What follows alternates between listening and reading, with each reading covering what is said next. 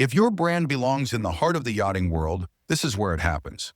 Yachting International Radio reaches over 1 million yachting professionals and enthusiasts every month, with 77 million impressions, 220,000 social followers, and 74,000 podcast subscribers. Our hosts are insiders, crew, captains, CEOs, trusted voices shaping the industry. This is targeted, high-impact advertising in a luxury niche. Visit yachtinginternationalradio.com/advertise. Your audience is already listening.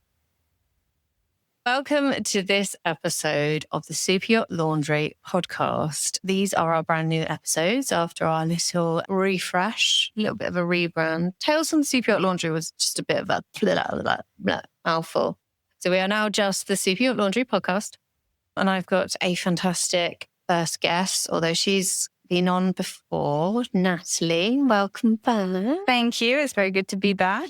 The reason why you're back, obviously, if listeners heard your episode, obviously you worked on board and you wanted to work in the health sphere, but I haven't had anybody on to talk about hormone. Yes, it's literally my favorite subject, the thing I talk about every single day. The magical mystery world of hormones. And it is magical and it is mysterious. Why did I want to talk about hormones? So obviously from a personal standpoint, I'm perimenopausal. Great. Yeah. Fun times, huh? Yeah, no, loving that experience. I did avoid talking about menopause for a very long time in my life. I was just hoping that it would just skip me past. Yeah. But it's not. So yes, wanted to talk about hormones, the glory of, but let's go back. Should we summarize? So if you are listening to this episode for the first time and you don't know the glorious Natalie, who are you? What have you been doing? Who am I? Okay, so yes, I did spend some time working as a chef on board super yachts, and not a huge, long career on super yachts at all, because I had a big career beforehand. I joined the industry quite late as a result of COVID. So I was a fitness instructor for 17 years. I had my own fitness studio. It was really busy. I taught aerial hoops, silks, pole, and flexibility for fun and fitness. Had 200 people a week coming to the classes. It was great. And then COVID happened and everything closed, including my doors. And after about, I think it was 7 months, it became apparent that to open the doors again was going to be very difficult and challenging. So I pivoted and I love the word pivot. So yeah, then I ran away, joined the super yacht industry, and I was working as a chef. I had already been extremely interested in cooking, and I had done some catering events. So I was always the go-to person to cater for things out of people that I knew. So I was already a cook, I would say. And then I didn't plan on being a chef when I ran away for the boats. So I did intend to be outside on deck getting a suntan, and very quickly got shoehorned into the kitchen because of my experience, really. And really enjoyed my time on board. But what that I realize now, that was leading me to what I do now. And that is putting everything together. So I had this fitness industry career for such a long time. I was really into all things health. And I really helped people. People would come to my PT sessions or classes, and I would help more than just physically. Yeah. You do end up being a little bit of a therapist for people. Yes. Everything's connected. Everything's connected. But people would complain about things that I just really wouldn't know how to help them. I can get them fitter and stronger and maybe lose some weight. But then when people were coming in with chronic fatigue and really heavy periods that it's so bad they can't leave the house sometimes, I don't know how to help that. And I wished I could. Anyway, then I went away working in a kitchen, really dialed in on the nutrition side of things. Like they teach you, when I did my PT qualifications years ago, they teach you a bit about the nutrition then. You think you know it all. You really don't. It's not about calories in versus calories out. Like, no. Doesn't work like that. I mean, it's not like all of the things. I think lots of different areas. There is new Like Oh, yeah. nutrition is, we've had obviously yourself on, you talked about it briefly last time, and then other individuals. It's a lot more complicated than we ever. Oh my God, it's so in depth, and it's changing and evolving all the time, which is amazing. But qualification wise, that takes time, and it doesn't adapt to the new research the same way that we can adapt when we learn, we go looking for that research ourselves and find it.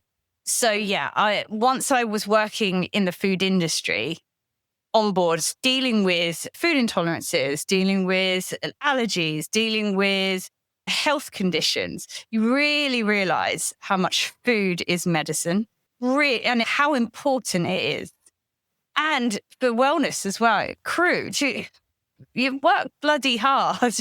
And so you need the right fuel for that. And if you get the wrong fuel for that, everything suffers in your life and work. We've talked about that quite a bit on I think that's one of the things that the industry might look at or start looking at. We've talked about a lot of things in isolation, but like crew welfare in general, there are lots of parts of that. And the food on board, I mean, I would like to say that I ate the best that I've ever ate on board, but then that's because it just all tasted amazing. But that might not necessarily mean it could have been the best fuel for me to get through the day. Yeah. There's a difference between that. Yeah. The chef has created, I remember one chef created the most insane burgers that I've ever had in my entire life. And they made this coleslaw. There's one particular chef I always talk about his coleslaw, and he was like, it's not hard. It wasn't special. But for me, it was like, I didn't know it could taste so good. Yeah. But was that the healthiest fuel meal that I've ever been dished up in the crew mess? Possibly. Probably not. It was lovely. But is it the right thing to eat at lunchtime and then try and get through the rest of the day? Because obviously it's quite a big meal and stuff like that. So yeah, there's a bit of a difference, I think, with, obviously I have been on a boat where they've served awful food, like basically pasta for crew every single day. Yeah. Anybody who listens to this regularly, you probably would have heard about me bitch about that one chef. It wasn't clean and just served pasta all the time. Yeah. So pasta. I would say generally the food is good. Yeah. But I think now the questions are, is it right? Yeah. I think that might be the next. And unfortunately, that is really on an individual basis. Yeah. Because it depends on so many factors of what would be right for you. May not be right for me, may not be right for the guy out on deck all day. Or what's good for your hormones. Or what's good for your hormones and where you are in your life and all your genetics. There's so many factors. Obviously, a chef can't cater for everyone in that way. But if you know that information out of the food available, you can make informed decisions. So you started with nutrition and then... So once I was working in the industry, I knew that this wasn't a forever thing. I started training as a functional health practitioner. So functional health brought everything together for me. So that is the health movement, the information about the body from my previous career, and then nutrition and well-being from the second career. And then it literally tied everything together for me. And I look back now, and I think about all those clients of mine from before that would come in and tell me about their chronic fatigue. And I'd be like, I really have no experience in that. I have no idea what that is even like. Now I look back and I think, I really could have helped them in this way. But I needed to go on that journey to get to where I am now. So yeah, I qualified as a functional health practitioner, and then I moved back to the UK where I'm from. And I now have a online clinic. There's a global clinic that I specialize in yacht crew, but I can help anyone, especially busy professionals, in busy lives like yacht crew are. And I help people with their health. Now, that does make me a hormone specialist because hormones dictate everything, like everything. So although I'm a functional health practitioner that specializes in hormones because that is the basis of everything. There are over 50 different hormones. They dictate your personality. They dictate your choices, your decision making. They dictate everything So would you say, like just trying to think out loud, it's the mind, hormones are the interface from mental or consciousness to the physical? So the hormones are that transition. Absolutely. Who you think They are who you are. They are who you are. Into pushing said person into the physical form, which is your body. Yeah. And that changes. Isn't that terrifying? It's like somebody who's going through perimenopause. Like, who you think you are today may not be who you are tomorrow because your hormones have shifted in some way. I think women have got probably a different perspective on that, because the first shift is when you start having periods. Mm-hmm. So for women, guys, I'm sure it changes. Yeah. But for women, we change straight out the gate. So I do have male clients because I work a lot with gut issues, and which is a hormone issue, although men wouldn't necessarily make that connection. So, but yes, I do work with men's hormones. Normally in is like a gut issue or something like that. But so men have all the same hormones we do, but women are just more complicated. I'm sorry. Okay, men, I love you, but you are just more simple human problems. And women are just a little bit more complicated. Well, we're the ones that kind of need to create life. Yeah. So there are guys have stages. The inspiration with the factory. Yeah. So there are different stages to women. Obviously, you've got puberty, then you've got fertility, and then you've got perimenopause, menopause, postmenopause. And those shifts are huge. So much fun. Yeah. It's a roller coaster. No. Yeah, but like roller coasters are like fun. But I don't see the upside to any of these things. I can tell you the upside. The upside is, speaking to you who's like perimenopausal age, then that can go on for years and years. I know. Yeah. But then... Can you see the video? My voice. So then you've got menopause, and then you've got postmenopause. How liberating is that? How liberating will it be to get to that point where you're like... I don't have my unpacks anymore. Yeah. Liberating. Like, this is you also won't care about lots of other things that you used to care about. Well, I suppose the first... Since, obviously, before you went through puberty, that will be the most consistent mood you'll ever be in. Yes. So on a previous episode on the podcast, we were talking about why female crew access resources a bit easier, find it easier to access. It's because from like day dot, we are constantly in touch with medical professionals. Right. Because it is more, like you said, it's more complicated. But even if it's all working well downstairs, there's infections, there's smear tests, there's all like, we've got medical professionals all over us. So that resistance isn't there because we are generally forced to get engaged with the medical profession like, quite early on. Yeah. Yeah. And that's good and positive. Not always necessary. So women are more complicated. Women are more complicated. And I think yacht crew are especially vulnerable because you are away and sort of out of that loop for long periods of time. And you have a job to do that you just have to get on with. And I've helped people that you can't be having periods that floor you every single month when you've got a busy charter season. Like, that's just not an option. You got to get on with it. So you shouldn't have to live in a world where you are flawed like that every month. Like a painful period, periods shouldn't be painful. If they are, there is an imbalance there that can be helped. People live with stuff so long that they don't need to. Well, it's like the women's mentality. You kind of just tough it out. I don't have time to be ill, so I'll just crack on. But then that also comes along with gut issues, gut imbalances, microbiome issues. These are life-affecting conditions or symptoms, life-affecting symptoms that affect people, and they don't have to live that way. Your body's number one job is homeostasis, okay? Balance. That's what your body wants, and your body will buffer you for decades and it will buffer everything for you. It wants you to survive. That's nice. It is. Yeah, it is really nice. But it does mean that eventually, especially when there's a big hormonal shift, like perimenopause, for example, eventually your body goes, I've been doing this for 2 decades and now I don't have the bandwidth left to deal with this. So that's when we see the fallout. So it's normally in perimenopause where we see a bit of fallout happening, and it's just where your body's been buffering you for something else for a really long time.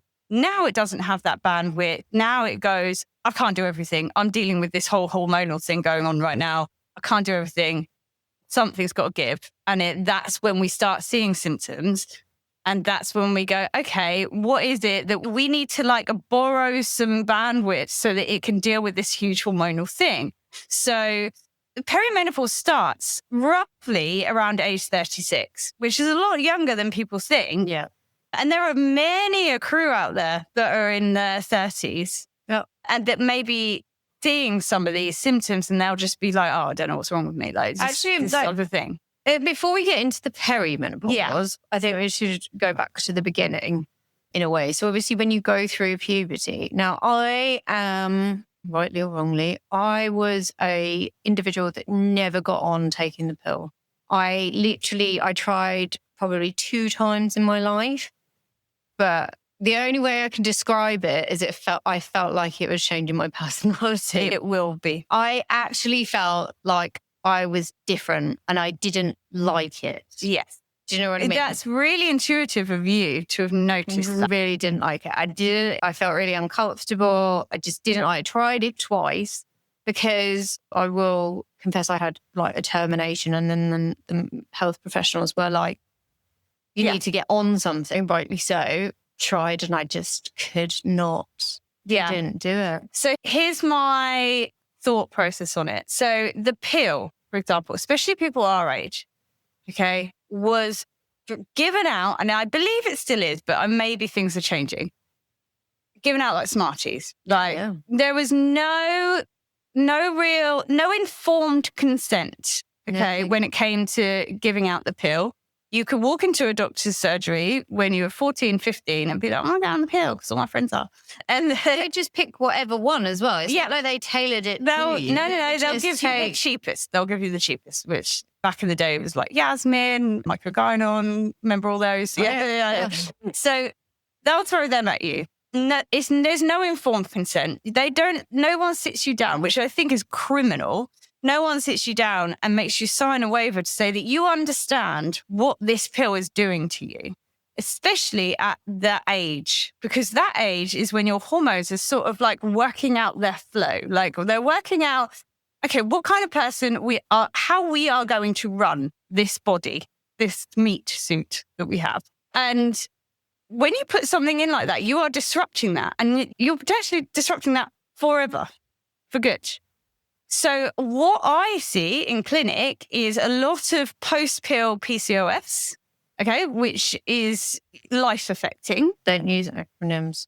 So So post-pill, so once you come off the pill, the years spent on the pill has caused you to have polycystic ovary syndrome. Right. Which doesn't necessarily mean cysts on the ovaries. It's a very broad spectrum term for damage, for like hormonal damage. And there's lots of different symptoms symptoms can vary wildly between different people. And people across the pond, they tend to call it PCOS, which I actually prefer. But PCOS. Makes it sound terrible. Yeah, not fun. But and so, yeah, there's huge pill fallout. Also, post-pill POI, which is, why has that gone out of my head? I can imagine why. So it's ovarian insufficiency. Okay, so it's when your ovaries go, like, just stop doing their job, and then you'll lose your periods. So people come off the pill maybe to start a family. All of a sudden, they have no periods, and that's huge. This is the thing with it. Like, medical, there's so much faith is put in the medical profession, and obviously now the internet's around and there's more information. You it's like revealing a bit of a horror show. Yeah. Do you know what I mean? Like, because we're kind of a bit of an experiment. Oh, huge. They're just like, oh, we want to stop unwanted pregnancies. I'm like, what? So you're going to potentially stop them from having children ever? Yeah. No one, and no, like I say, there is no informed consent. No one sits you down and says that this could happen to you. I mean, and when you say we're experiment, like, we are a lifetime experiment, because if you think about it, that there are no lifetime studies for drugs. Who's going to fund that? Who's going to fund a 80, 100-year study on how this is going to affect you, how this could affect your children? I think it would be Pfizer or Moderna. It doesn't exist. So they'll test a drug for like a while, but not lifetime. People are on the pill, what? 15, 20 years? I mean, I'm joking about that, but, you know, obviously somebody who was pregnant during COVID, like, they were talking about trying to give us the COVID jab when we were pregnant. And I was just about to give birth. And one of the friends from my NCT, she ended up getting pregnant literally like a month and a bit after giving birth. And they were all over her to try and get her to take the COVID vaccine before. There was no trials done in that. Yeah. They knew nothing about what that COVID vaccine would do to pregnant women, but they were suggesting that it might be an option. Yeah. So the medical profession, they know some stuff. Yeah, of course. But And the medical world is, I value it. Like, if there are life-saving drugs out there that are absolutely necessary. I even think antibiotics, I'm not even like against medication, like even antibiotics have their place. Yep. Targeted antibiotics, that is. Broad spectrum antibiotics, I don't agree with, but unless there's absolutely no choice, I guess. Or preventative antibiotics, don't agree with. You shouldn't take stuff like that until you need it. But I do think targeted antibiotics will have a huge effect for people. There are some, I do gut microbiome tests, and there are some strains and parasites that absolutely need to be treated with antibiotics.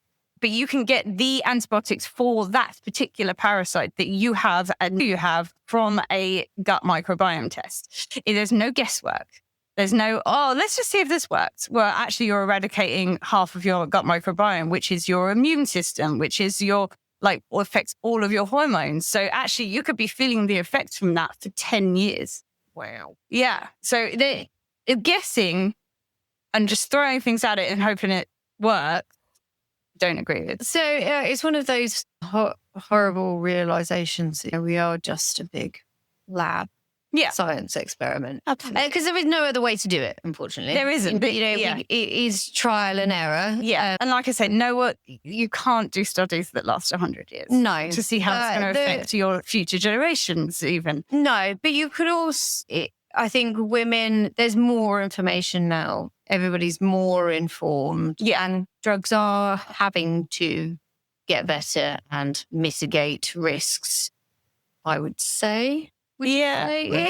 We need a few more lawsuits probably to start raising the game. I don't think even that makes a difference. I think they'll just phoenix rise from it in another way. I think the fertility thing is a big deal because obviously, I don't know if anybody can be bothered to watch the news. We're going to have a population crisis because we're not having enough babies. Yeah, and to do you know what? pay for the generations that went through a huge boom. A huge part of my clinic is fertility challenges.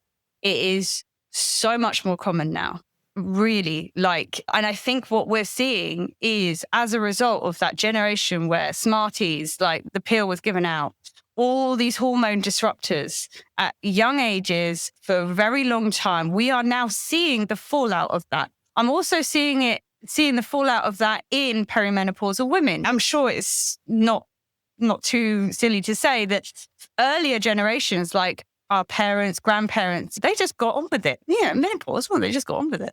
Well, they haven't lived in the world that we've lived in. So we are now seeing the fallout from all that. And fertility challenges are huge. It's so, so common. But also, is there a correlation with processed food? So if you talk about my generation and their fertility issues. Yeah, I'm talking about all of it. If you go back to my nan's generation, my mum's generation, their food was loads cleaner. Yeah. Oh, yeah, for sure. So my generation, like 80s, late 70s, 80s, 90s, we were the time of Smarties had all the colouring. Even the Beetle one. Yeah, they were a bit like America. Sorry if there's anybody in America, but you've got like all of the stuff that we banned for a long time. Yeah. So there's lots, let alone the experiment with contraception, but there was an environmental change, the food, nutritional change. Food environment, so your hormones don't have a chance. Oh, I say all the time, the modern world is trying to kill us. Our poor bodies is trying to fight against this modern world that is out to get us. Okay, no, and that is the food that's available to your grandparents is not the food that's available to us now. It's just not on this earth anymore. Not there. So in 1969, the wheat grain was modified, and the guy who did it actually won a Nobel Prize for feeding the world because it grew quicker and more resilient to weather. But it's also shit. But it's also had 60 times more gluten in it, which is something our bodies cannot process. And the old grain is completely gone off the earth now. And now we have to spray our stuff with, because our soils is depleted. Now we also have to spray with glyphosate, which is toxic to our bodies. We really don't stand a chance. So our food isn't available. The food that's available to us was not what our grandparents ate, which means that our bodies are going into perimenopause depleted. That we're already struggling. Like I say, we're already being buffered by our amazing meat suits that we have. But there's a limit. There is a limit. Something's got to give. And environmentally, for sure, it's all of it added together. And that's why we're seeing the fallout now. And it all seems to be, and yes, it's being talked about more, which is great because of the internet and media and stuff. So we are seeing it. Yes. Yes. Exactly. I mean, more knowledge. It wasn't you, it was somebody else. I heard a stat the other day that erectile dysfunction in men happens to something like 4% of the male population, the user. It has funding. I think it's like 100% more funding for that, which affects 4% than the whole budget that studies menopause, which obviously affects half the female population, half the population of the planet. Yeah, really? That's incredible. So like the money that we spend on making sure they can get it up, not even, I think it was something ridiculous, not even like 10% of the same amount of money is being spent on what hormones, but specifically menopause. And that obviously affects half the population. Wow. That is, yeah. So like it's something that affects half the population of the planet at one point or another, but we're not spending any money on it. It's still, in the UK, it's still optional for doctors to have menopause training. It's optional. So that they, out of the 7 to 9 years that they train to be doctors, they don't have to do any menopause training. It's quite mad. Obviously, for those of you that are not at the point of menopause, you might be thinking about having a child. Like I said, I was kind of fingers in the ears. I'll deal with menopause at the time. Like, I can't hear it. I'll deal with that when I'm old. But like you said, I had Esme when I was 13, like gift from God. I was so lucky to actually have that, because obviously by 34, I'd have probably already started menopause. 34, 36, so that's when you start wanting Botox, around 35. It's that benchmark. Which is there is something we stopped doing, like, so the peak kind of for sure. Like when you look lovely, and then all of a sudden your body, it's like cell reproduction. Yeah. So basically that's when the reproduction cells is not at the peak anymore, and it's all like downhill from there. I'm pretty sure it's like 30, and then it's like, yeah, for sure. You peak. So that's why they don't let anybody on Love Island that's over 30. So perimenopause is the start. And that, like I say, that can be from age 36, maybe a lot earlier, maybe a bit later for people. You often don't notice symptoms that actually affect you day to day until you're in your early 40s. But doesn't mean they're not there. Just means that they creep up on you really slowly. And what that starts off with is your progesterone tanking. Okay, so your estrogen will stay level for a really long time. Yes. So people think menopause or perimenopause is when your estrogen starts depleting. No. What happens? It's only when you notice. So what happens first is your progesterone tanks. Like literally, if you look at a graph, it falls off a cliff and it doesn't recover again. Whereas estrogen continues on its merry way for a really long time. And then when in proper menopause, that's when it starts going a bit haywire. But progesterone's like left the building way before that. Now, what that means is that you then have too much estrogen in comparison to the amount of progesterone, because you need them to equal each other out. But your progesterone's gone and your estrogen now is like stayed the same, but it's now the predominant hormone. So too much estrogen ends up looking like all the symptoms that we sort of see, like the belly fat, weight gain, the heavier periods, irregular periods, things like that. Now, when the doctors get involved, they just throw estrogen at the problem. But that's not the problem. It's the progesterone that's gone. Now, interestingly, we are having children later and later now. That is just a fact. We have careers and things things we want to achieve. So we, as a nation, as the Western world, we have started to have children a bit later. Now, if you imagine progesterone's tanking from around 36 and we've left it to have children into our late 30s, which is super, super common, the thing that we need to make our wombs prepare for a baby is progesterone. And it's not there. And it may not be there. And that's the fertility challenges that we're seeing. If you get pregnant and you're not producing that, is that where the risk miscarriages? Yeah. So it won't hold. So what happens is your adrenal glands have to produce enough progesterone to get you to the 12-week mark, 12 to 14 weeks, and then your placenta takes over making the progesterone. So that's why you're not supposed to tell people you're pregnant until you're 12 weeks, because it's the danger zone. Because you need it to transfer it. Yeah, you're more likely to miscarriage in those first 12 weeks, because especially when we're looking at the progesterone, you need enough progesterone to support a pregnancy, and you need enough to get you to that 12, 14 week part where your placenta will then take over making the progesterone. So if your adrenal glands aren't pumping out enough, unfortunately, it won't be enough to support that pregnancy. And that's where you see a lot of miscarriages happening in the first 12 weeks, especially women mid to late 30s. It's quite mad, isn't it, really?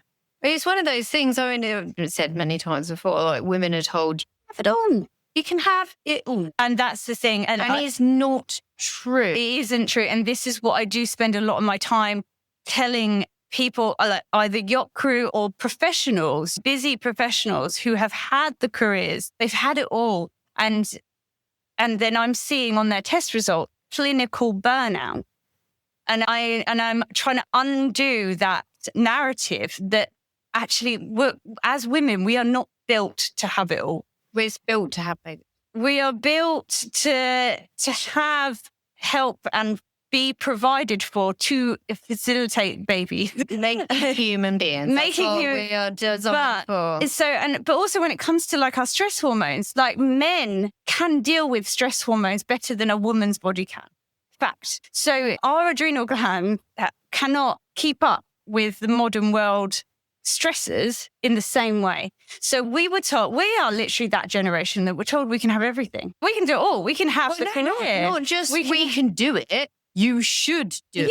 Yeah, if you are generation. If you want to have any kind of self-worth, you've climbed the corporate ladder. Yeah. They weren't even talking about kids. If anything, coupled that with the pills being given out like Smarties, they were kind of saying don't.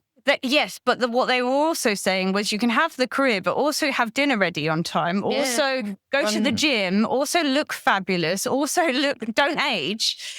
We were given all these instructions to do it all.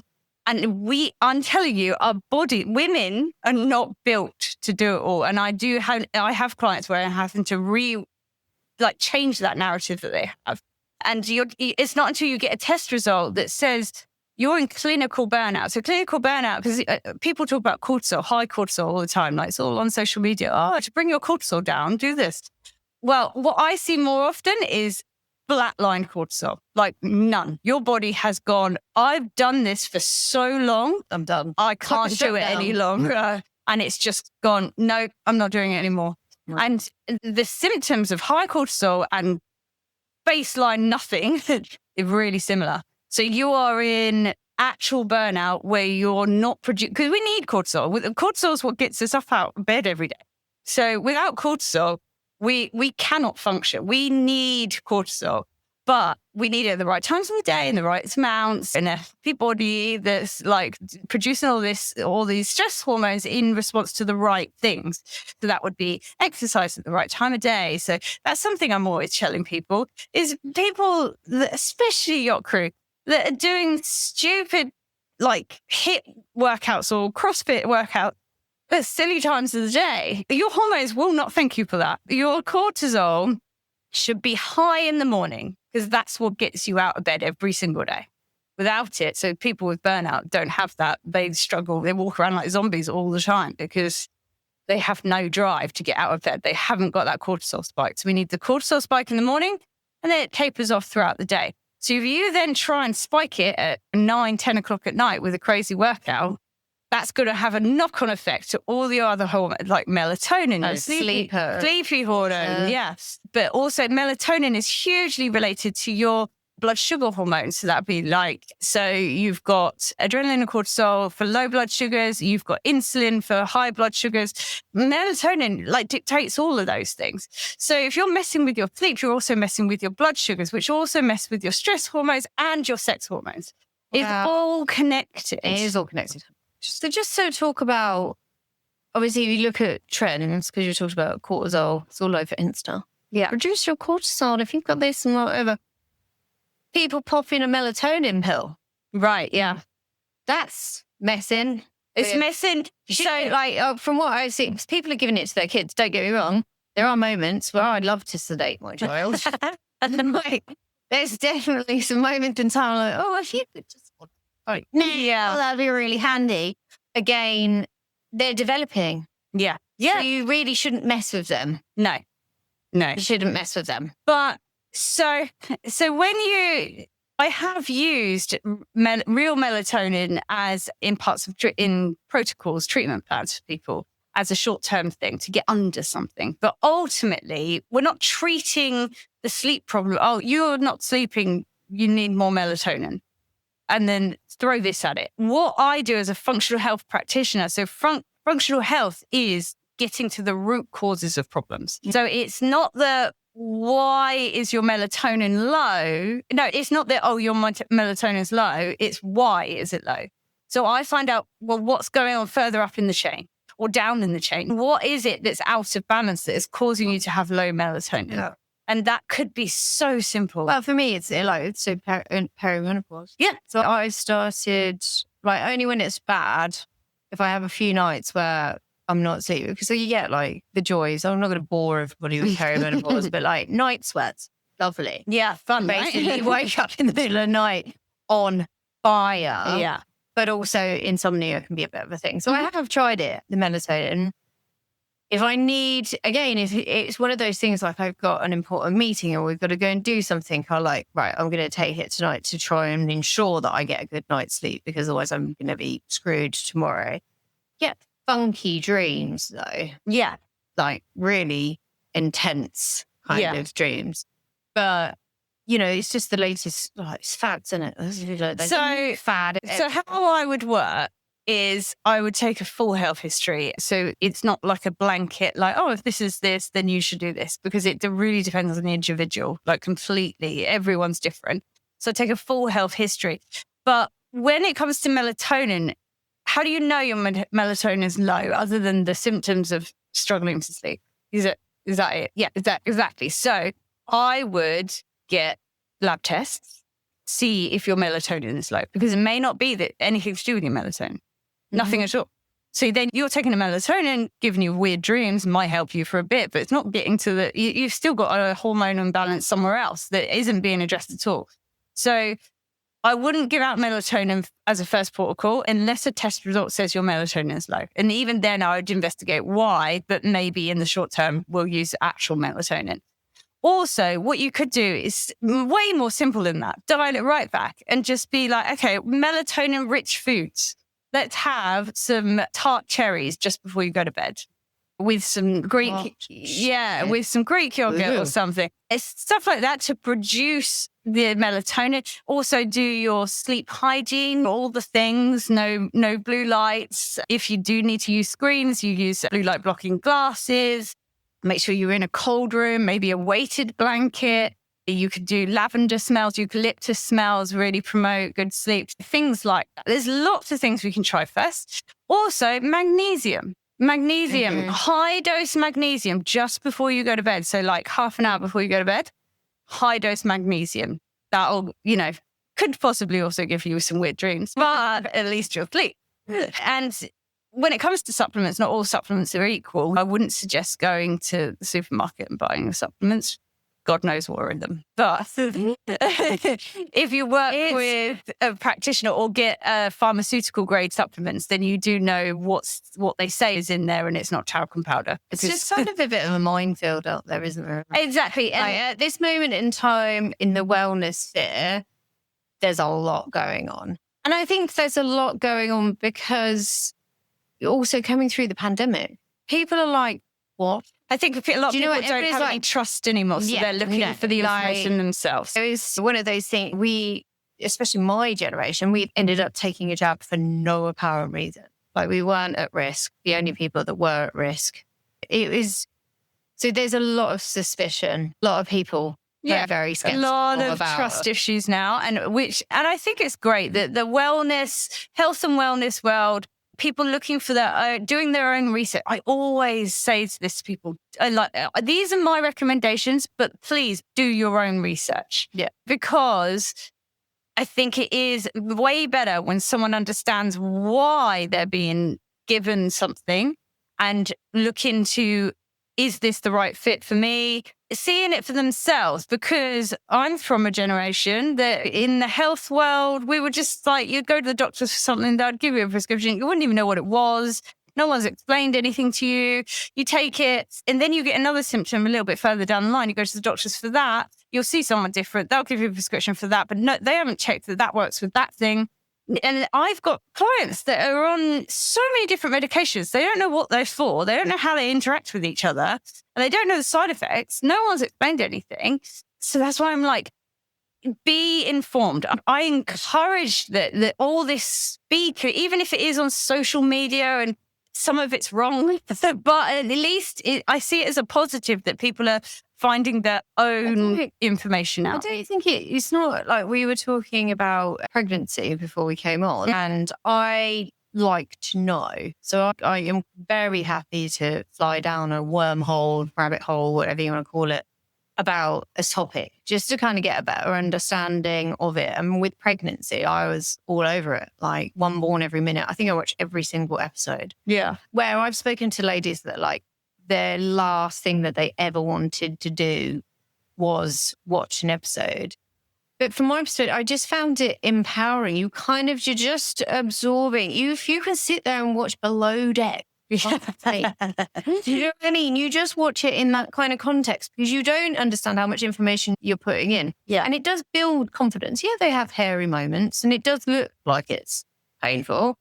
But it's all information. I think the word empowerment there, I think that's great. Like health empowerment is so important. And you shouldn't I sit here in my perimenopause state going for, I was just like, it's just one of those things I'm like, I don't want to know.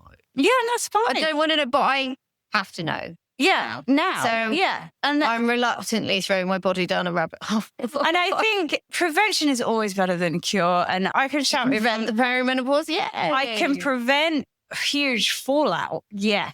Yes. So that's the thing. I can shout from the rooftops to all these, like, all the crew in the 20s being like, if you start looking after yourself now, you'll sail through this. The reality is they're not going to listen, okay? So the reality is people don't seek help until they need help. And it's not too late. Everything's reversible. Even diabetes, like type 2 diabetes is reversible. Everything's reversible until it's not. Well, fertility is probably something I wouldn't want to mess with. Well, yeah, there is that. Because a lot of that isn't reversible. But your chances can be optimized massively. That's what I do. People who are having challenges, but they haven't been given a reason. So it's unknown infertility. There is no reason. They've had some tests. There's no reason it's not happening for them. Come to someone like me, will optimize your lifestyle to make it the best possible, because I'm not looking at how many eggs you've got left, although that is a part of it. But you go to a fertility specialist, I'll tell you how many eggs you've got left. But if you've gone down that road and you're like, okay, there is no known reason why this isn't happening, but we've been trying for a really long time, nothing's happening. Okay, right, let's look at everything. Let's look at your hormones. Let's look at your gut. Let's look at your immune system. Let's look at your thyroid. Let's look at your vitamin D level. Let's look at everything and see if we can optimize things. But for the NHS, vitamin D is hugely important for pregnancy. Massive, absolutely massive. NHS in the UK, they don't care if your vitamin D, they say you're fine as long as it's over 50. Okay. Yes, it's true. You won't die with vitamin D levels of 50. Okay. You won't die. But is it optimal to have a pregnancy? Absolutely not. You need at least double that. At least. But your test results or your blood tests that they've done will come back normal. Everything's normal. Well, it's not normal. It's barely. You won't die, but you won't be able to make a pregnancy happen. So go to someone like me who's, knows what's optimal for a pregnancy, not what's possible. Yeah. And the same with thyroid. So if you go to the doctors, they will test your TSH levels for your thyroid. There are so many more factors that could be tested, but they only test TSH. You could also test T3, T4, antibodies, but they don't look at any of that. They just test TSH. Now, I think the NHS limits are anything that's above 4, then you may need medication. So they look at something like, okay, it's 4 point something. They'll look into medication for your thyroid. But optimal thyroid levels are 0. It should be as close to 0 as possible. So I'd say someone who's anywhere near 4 has issues, but it's not bad enough to be medicated. That's all. Yeah, but that's our health service in a nutshell, so isn't it? Unless you're dying, there's no point. Our health service is defensive, but also that's a lot of people's mentality is defensive. Prevention is better. So to be proactive, someone in their 20s, to be like, actually, I could optimize myself now so that I will have an easygoing, perimenopause or fertility. But unfortunately, we don't do that, do we? We wait until there's a problem, then we seek help. But there isn't too many services out there that can be proactive. I think that's quite a nice way of putting it. If you spoke to obviously a 20-year-old on board, are you going to have kids? They'll be like, yeah, I'm too busy. I think it's changing rather than being told what we were told. Just in case you do want to, at some point, maybe put these things in place. I mean, like a no-brainer. Nobody, like I said, I was prime example. I don't want to think about menopause, but if you just gave me an easy option to make sure that I don't literally lose my mind, because that's literally what it feels like. It's like an out-of-body experience.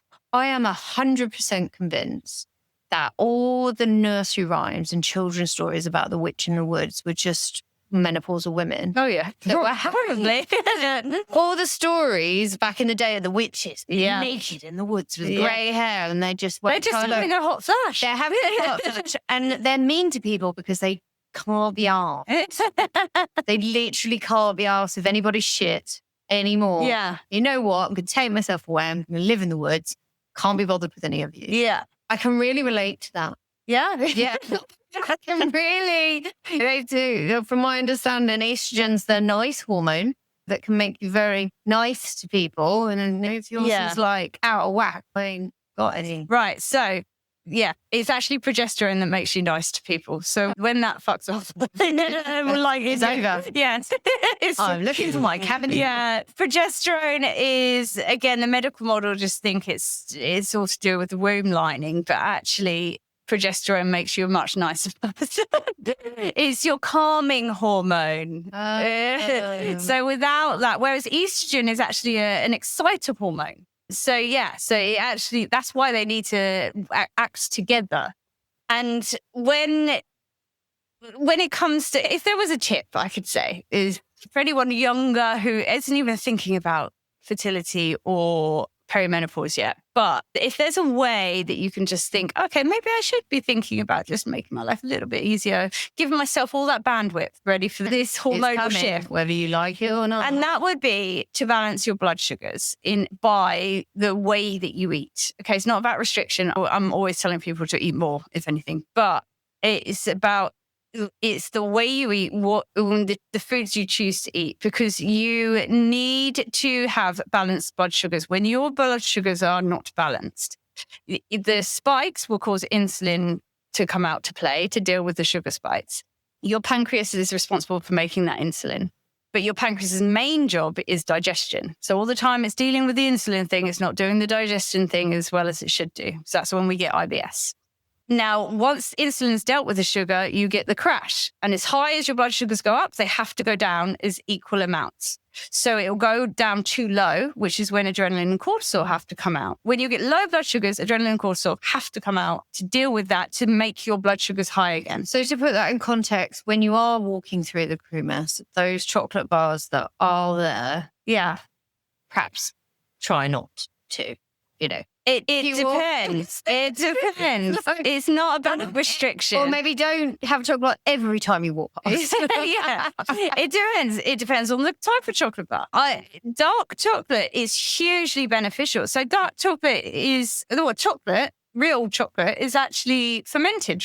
So that's a fermented food, really good for your gut microbiome. Also packed full of polyphenols, which are really good for your gut microbiome, which will have a knock-on effect with your immunity and your hormones. So chocolate is hugely beneficial. This is why I don't agree with people that say, oh, you shouldn't eat any ultra-processed foods. It's like, well, come on. Like, dark chocolate doesn't flow from the Aztec mountains and rivers. Like, it is a processed product. You can only eat it processed. You can only eat chocolate processed. And it has lots of benefits, health benefits. But I'm talking about real chocolate.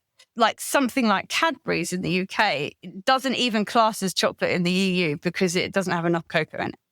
So, that's not chocolate. It's not even made in the UK anymore. I think it's still made in Bournevilles. No, it's just owned by Americans. Yeah. So they've shipped it out. This is one of the other things as well, especially with food.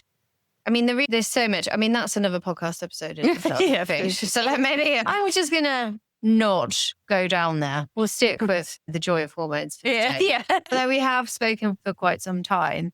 So to summarize, hormones, I suppose in a way it is quite complicated because nutrition affects hormones affect nutrition. It's all connected. It is all interconnected. What I would probably say is don't be afraid. It is complicated. You've got to kind of start somewhere. Oh, yeah. And it all does sound quite intense and it's a lot of information in the beginning.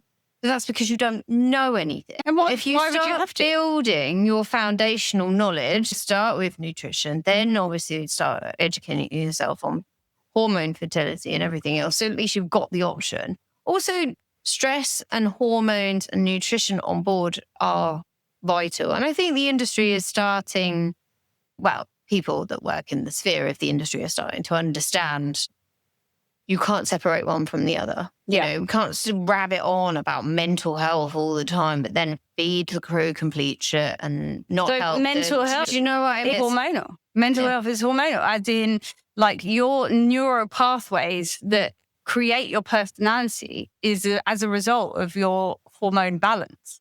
So someone who suffers with mental health issues, what are you eating? What's your stress levels like?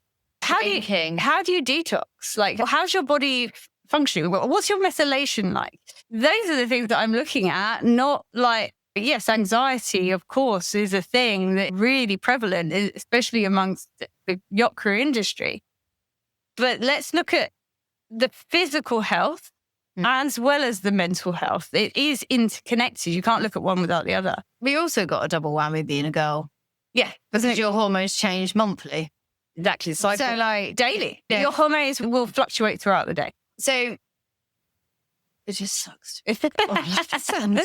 We are capable, don't get me wrong, of doing the most incredible thing. I love women because we're amazing. We are amazing. But the more I talk to different individuals and the more I understand, this whole world is literally against us in so many different ways. Now, I'm not talking about obviously our current situation with fertility and everything else, but historically, it's not been a great ride for us at all.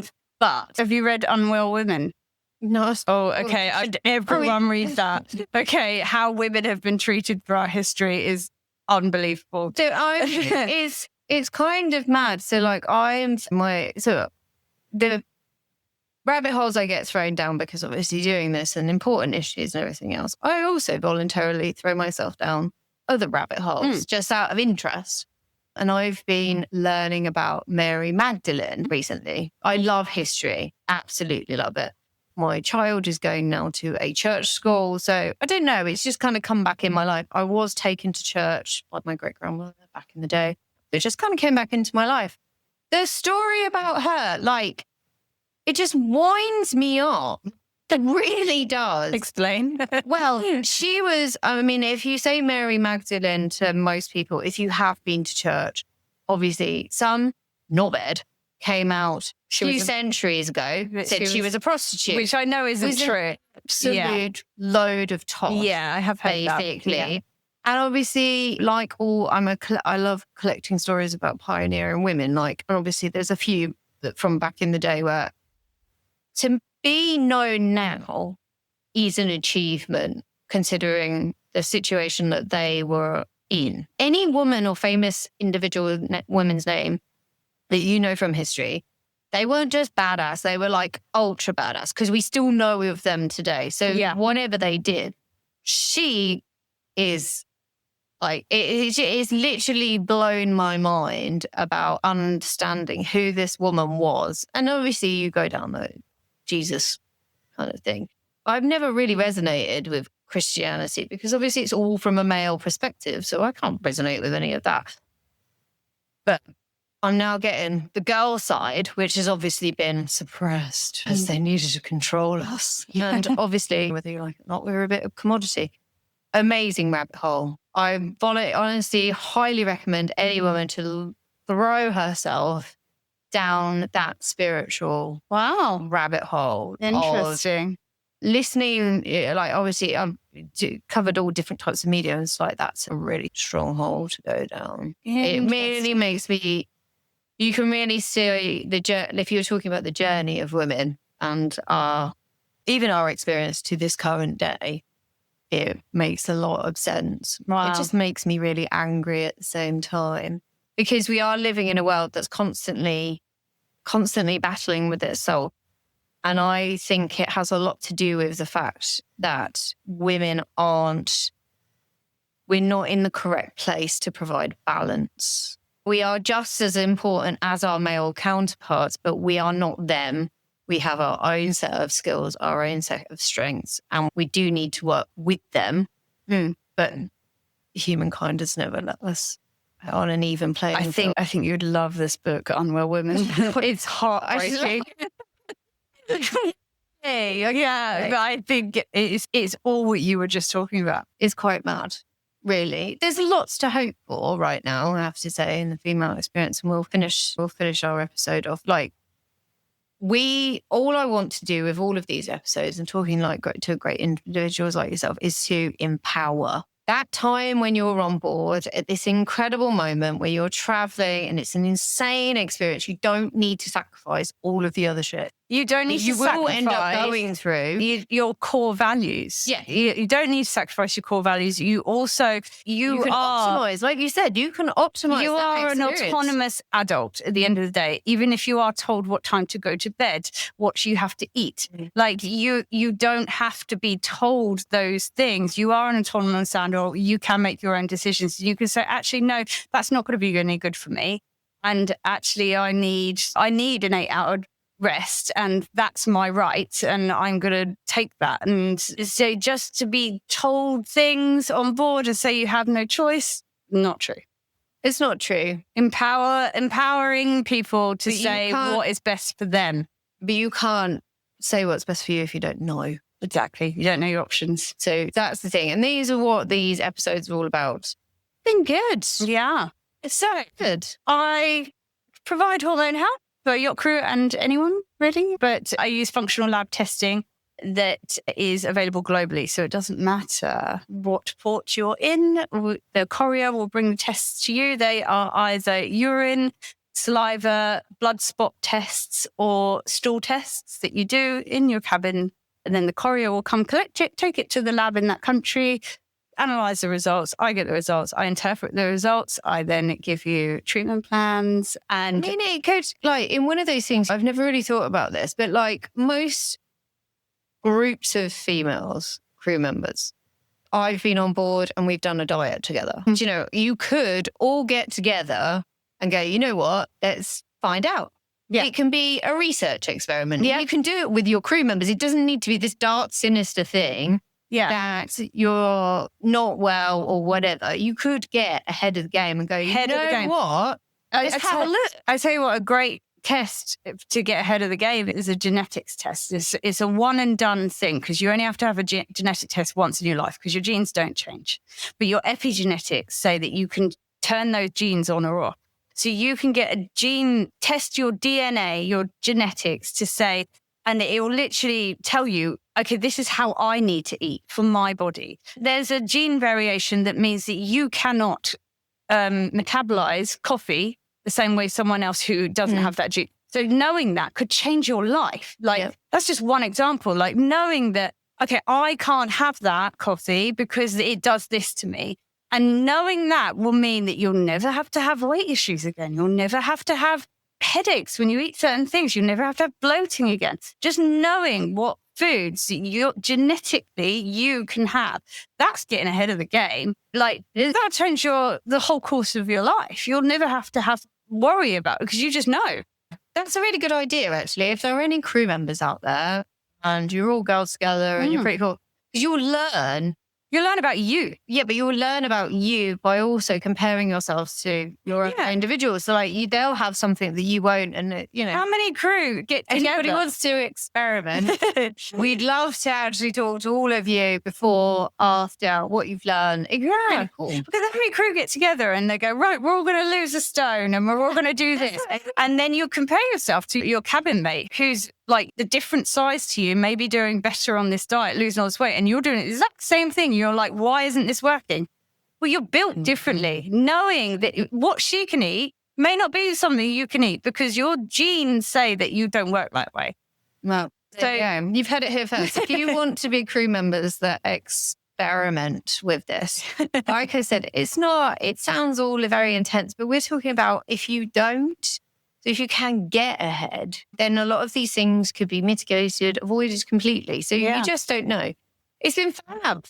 Thanks we for can having talk me. About it and sidetracked and go down different various rabbit holes. If you come back, we can talk about gut health another time. What we could do is we could stick out some questions. If you've got any questions and stuff like that, Nat would 100% be happy to answer those questions. So we'll do a bit of a questionnaire, a Q&A. But yeah, pleasure. And I assume all my details will be obviously below. All the links will be provided below. Any questions as well for me, you just get in touch. I do free 15-minute calls. So I have to say, I've never met anybody to get so excited about all this. Oh, I gets me going. Whereas I'm like, oh no. If you've enjoyed this episode, we've obviously got more. Obviously, this is the new, refreshed Superyacht Laundry podcast. Thank you for joining us. Until next time, goodbye.